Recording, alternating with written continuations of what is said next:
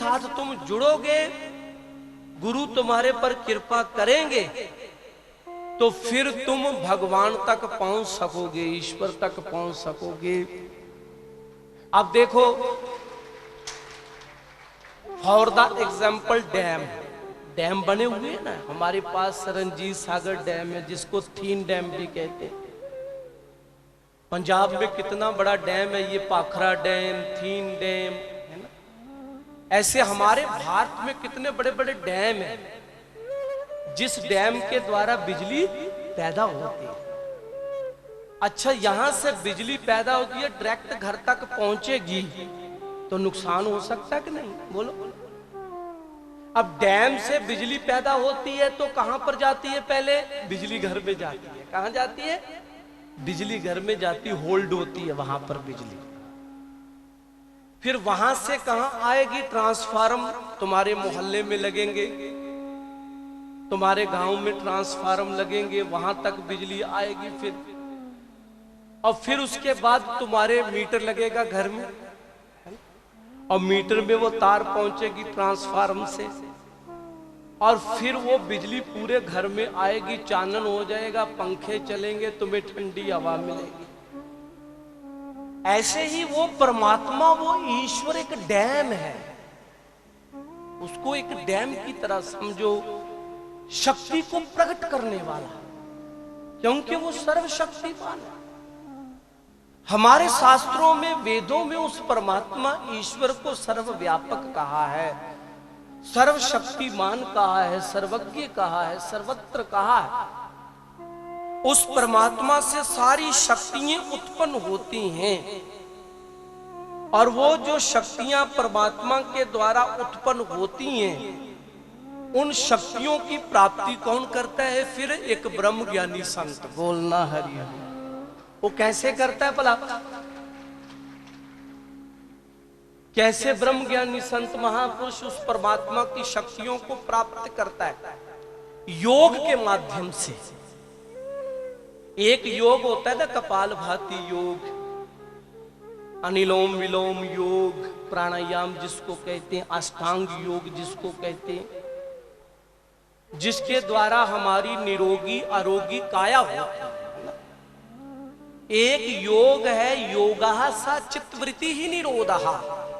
श्रुति कहती है कि योग करने से चित्तवृत्तियों का निरोध होता है।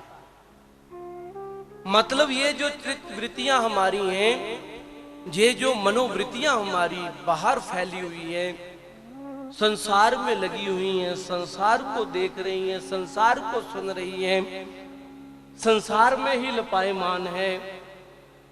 जब हम योग करते हैं, कौन सा योग? शब्द का योग।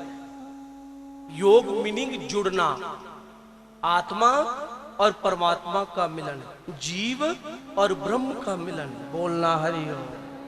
उसको योग कहते हैं।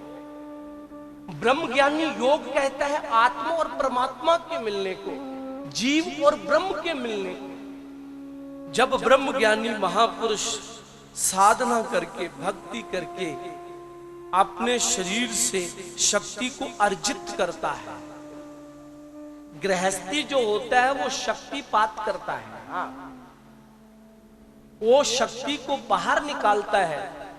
लेकिन जो ब्रह्म ज्ञानी होता है, तपोमूर्ति होता है, जो साधना करने वाला होता है, वो शक्ति को अर्जित करता है। जो नाभि में 3.5 बल मारकर बैठी हुई है हमारी कुंडली में शक्ति, उस शक्ति को फिर योग के माध्यम से, सुदर्शन क्रिया के माध्यम से, अनेक प्रकार की क्रियाएं हैं महापुरुषों के पास, उन क्रियाओं के माध्यम से उस शक्ति को ऊपर की तरफ चलाता है, नाभि से ऊपर लेकर जाता है शक्ति को। पहले हृदय कमल में डालता है उस शक्ति को, यहां से खींचता है ब्रह्मज्ञानी महापुरुष, फिर हृदय कमल में उस शक्ति को डाले। फिर हृदय का जो उल्टा हुआ कमल है वो सीधा हो जाता है, फिर वो शक्ति यहां पर पहुंच जाती है, मस्तक तक तेज बनती है। जैसे हमारे गुरु महाराज का मस्तक चमकता था, हमारे गुरु महाराज का चेहरा चमकता था, प्रकाश था, लाइट थी उनके चेहरे पर। ज्यादा देर तक हम उनको देख नहीं सकते थे, इतना प्रकाश था उनके चेहरे पर।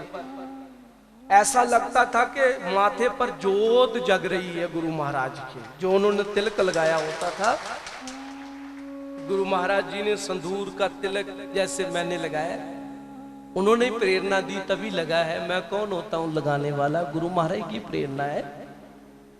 और नीचे ये चंदन का तिलक लगाया है। ऐसे ही श्री गुरु महाराज जी अपने मस्तक पर जब संदूर का तिलक लगाते थे और फिर नीचे चंदन का तिलक लगाते थे, तो ऐसा लगता था कि गुरु महाराज जी की अंदर वाली जो ज्योत है ना, वो बाहर भी चमक रही है, उसका प्रकाश बाहर भी आ रहा है। बोलना है